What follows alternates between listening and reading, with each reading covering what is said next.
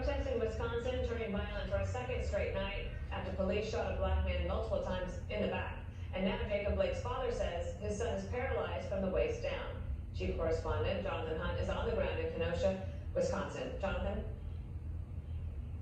Dana, you'd be hard-pressed to find anyone who thinks peace is about to break out here in Kenosha. An 8-foot fence has just been constructed over the last couple of hours around the county courthouse behind me, which has been the focus of so much of the protests since Sunday. And this, as the people of Kenosha woke up again today to witness the devastation. Burned out buildings, several businesses burned to the ground last night after the protest became a riot, with those involved in it ignoring an 8 p.m. curfew. And for the business owners, it is obviously very tough to see. Listen here.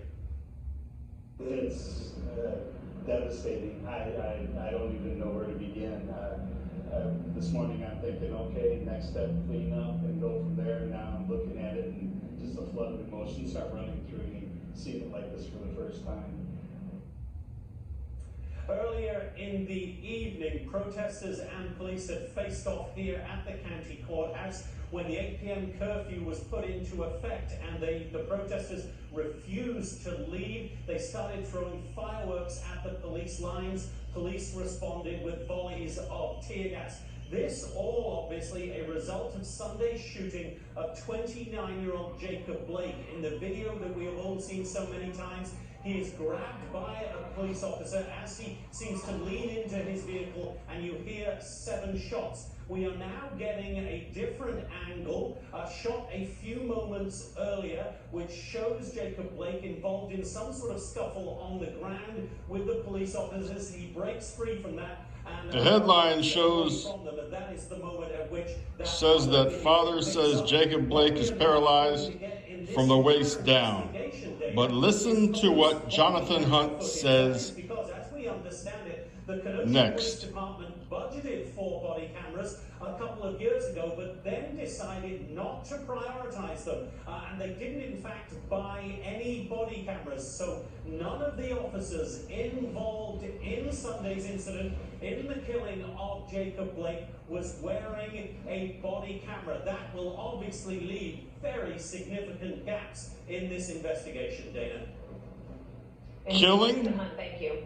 Let's bring in our panel, Richard Fowler and Cameron Skinner, both are Fox News contributors. And Richard, I read that Justin Blake's father asked this question here: what justified all those shots? What justified doing that in front of my grandsons? What are we doing? And he wants to be able to kiss his son on the cheek. He said, "I will wear my mask. I'll do anything to touch my son."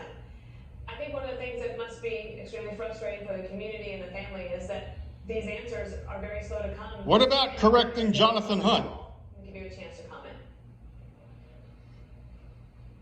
I think that's the frustration that most African Americans feel today, is that we just want answers, and they are very slow to comment. Fox News giving more misinformation. The lesson here is that there continues to be a conflation between peaceful protesters asking for answers and those who choose to use peaceful protests as a frame to loot, to riot, and to create violence, and conflating those two things, right? Because that's what's really, really heartbreaking in all of these cases, right? And I think you heard Nikki Haley in her speech last night touch on that when she said, we believe that, 4 minutes into this, nobody corrects Jonathan Hunt's report. Folks like Nikki Haley amazing. to work with us to take illegal guns off of our streets. This is what's wrong with the media. Murderers and drug dealers off of our corner.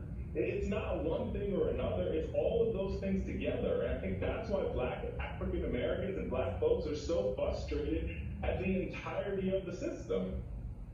All right, Conrad, I want to play for you from some sound from last night's speech by Senator Tim Scott. This is specific about the crime bill and what happened after that. Take a listen.